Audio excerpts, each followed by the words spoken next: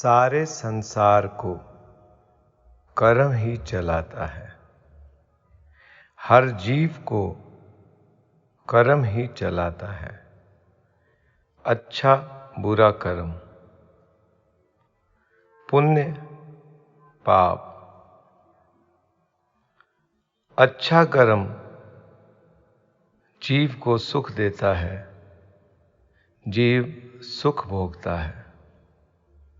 बुरा कर्म दुख लेकर, रोग लेकर आता है, जो जीव भोगता है।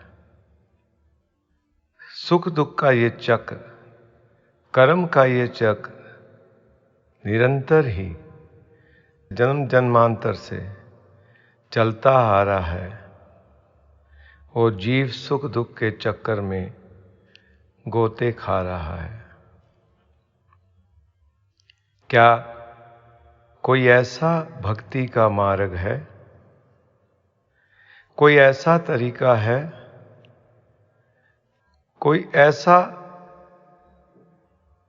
मार्ग जो जीव को कर्मों से बाहर ले जाए, सुख दुख से बाहर ले जाए और कर्म जीव को ना चलाए, बल्कि उसकी डोरी जो है वो प्रभु अपने हाथ में ले ले और जीव को प्रभु खुद चलाए? क्या ऐसा कोई भक्ति मार्ग है?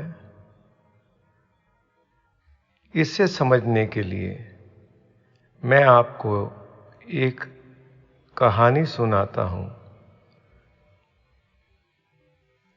जिससे आपको इस मार्ग का बोध होगा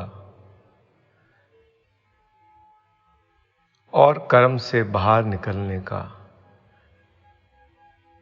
जो रास्ता है वो आपको आसानी से समझ में आ जाएगा।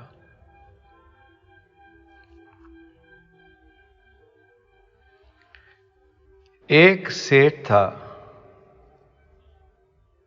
पुराने जमाने में गुलाम खरीदे जाते थे। सेठ भी एक गुलाम मंडी से, बाजार से खरीद लाया। सेठ अपने आलीशान घर में एक कमरे में बैठा हुआ था। गुलाम भी उसी कमरे के एक नुक्कड़ में सेठ की सेवा के लिए तत्पर बैठा हुआ था। सेठ ने गुलाम को देखा और उससे कहा, ए सुन, वो जो सामने मतीरा पड़ा है,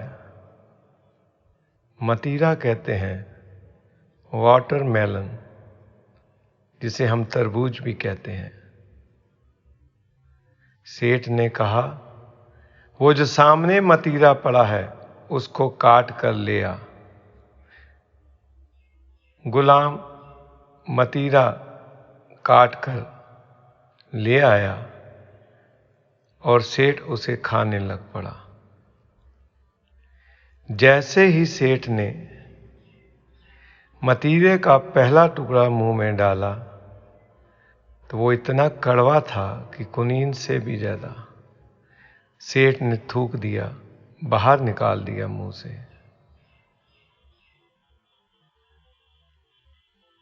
सेठ अमीर के साथ साथ बहुत बददिमाग था, बहुत अहंकार था उसे। अमीर आदमी अक्सर ज्यादातर बददिमाग होते हैं। सेठ ने उस गुलाम से कहा, ये मतीरा तू खा ले। गुलाम को मालूम नहीं था तब तक कि मतीरा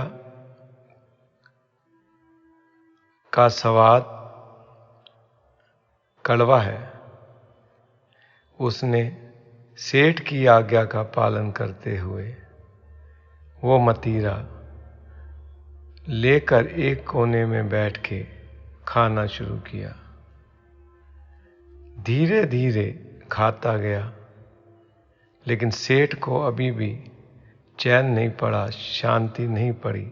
उसने और मजाक में पूछा, मतीरा कैसा है? गुलाम ने कहा, मालिक बहुत मीठा है। यह सुनते ही सेठ के तन बदन में आग लग गई कि ये तो मेरे साथ मजाक कर रहा है, इसकी इतनी जुर्रत। सेठ गुस्से से उठा, चाबुक हाथ में ली और गुलाम को मारना शुरू कर दिया। थोड़ी देर चाबुकें बरसाने के बाद सेठ ने गुलाम से फिर पूछा, अब बता, मतीरा कैसा है? गुलाम ने फिर हाथ जोड़कर कहा, मालिक बहुत मीठा है। ये सुनकर सेठ के तन बदन में और आग लग गई और गुस्सा भी बढ़ गया कि ये तो बहुत ढीठ है। इतनी मार खाने के बाद भी फिर भी मजाक कर रहा है, कड़वे मतीरे को मीठा बता रहा है।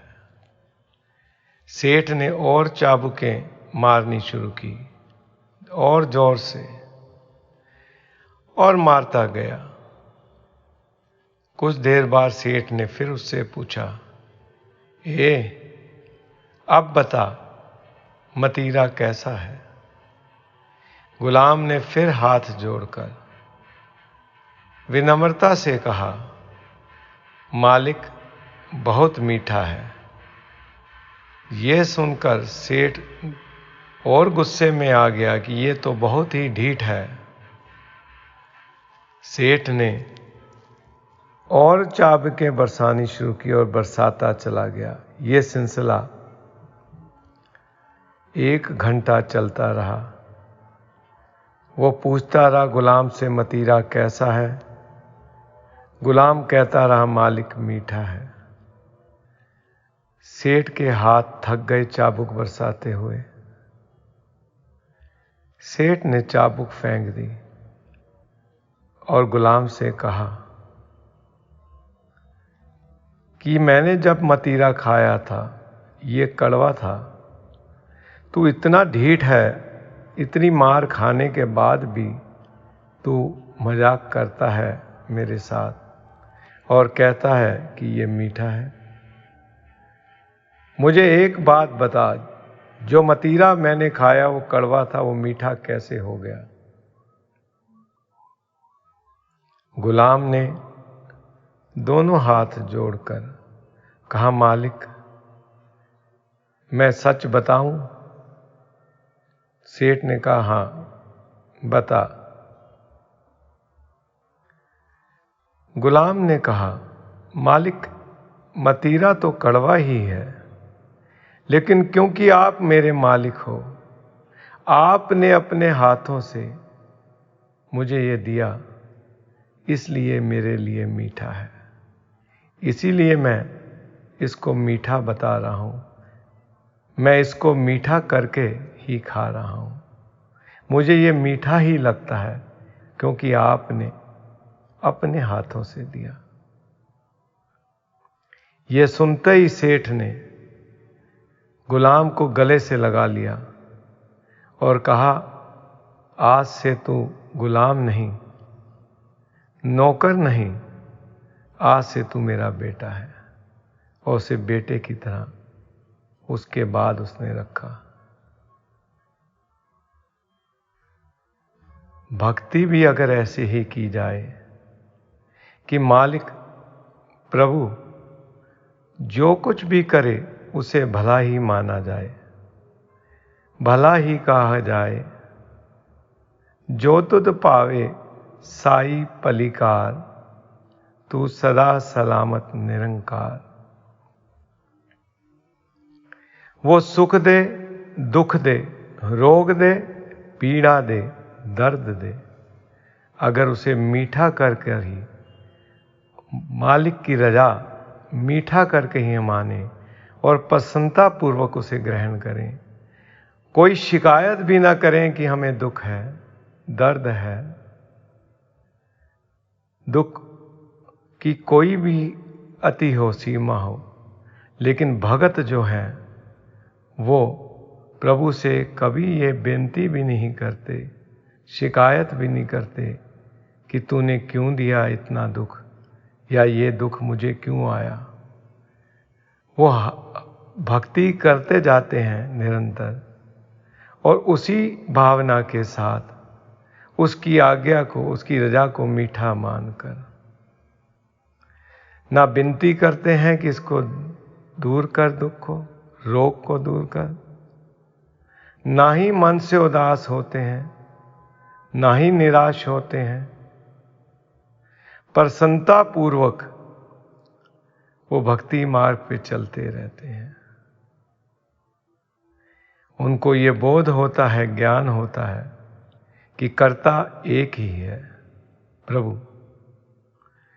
उसकी हुक्म के बिना सुख दुख नहीं आ सकते, और जो सुख है और दुख है ये जीव के अपने ही कमाए हुए कर्मों का फल है, चाहे वो इस जन्म के हों या इससे पहले जन्मों के। प्रभु कभी नाइंसाफी बेइंसाफी नहीं करता। भक्तों को ये पूरा ज्ञान होता है कि प्रभु जो भी करता है वो नाप तोल कर न्याय ही करता है। हर का एक अचंबा देखियो मेरे लाल जियो, जो करे सो धर्म न्याय राम। सतगुरु कहते हैं कि मैंने एक अचंबा प्रभु का, हरि का देखा, कौतक देखा। क्या देखा? कि वो जो भी करता है धर्म न्याय करता है, पूरा नाप तोल के। इंसान की अदालत में नाइंसाफी हो सकती है, लेकिन प्रभु हमेशा इंसाफ करता है। ना वो भूलता है, ना गलती करता है। भगत ऐसे भक्ति करते हैं, वो मालिक की रजा में रहते हैं। अगर तत्ती तवी पर भी बैठ जाएं तो भी यही कहते हैं, तेरा किया मीठा लागे, हर नाम पदार्थ नानक मांगे। हे प्रभु, तेरा किया मुझे मीठा लगता है। विनती करते हैं कि हे प्रभु, मुझे अपने नाम की दात दे कि मैं तेरा नाम जपूं और भक्ति करूं तत्ती तवी पर बैठकर। आरे से चिराए जाने पर, दो सर के पूरे बदन के शरीर के दो टुकड़े होने पर भी जब जी साहब का पाठ चल रहा होता है और शुक्राना कर रहे होते हैं, ऐसे तरीके से अगर भक्ति की जाए तो ऐसा कोई अगर भगत हो तो प्रभु कहता है कि इसको अब कर्म नहीं चलाएगा, इसको अब मैं चलाऊंगा। इसकी डोरी अब कर्मों के हाथ में नहीं, ये मैं अब अपने हाथ में लूंगा, इसको मैं चलाऊंगा। ऐसे ही अगर भक्ति की जाए तो जीव कर्मों से बाहर, कर्म चक्र से बाहर हो सकता है। वाहे गुरु, गुरु नानक साहिब।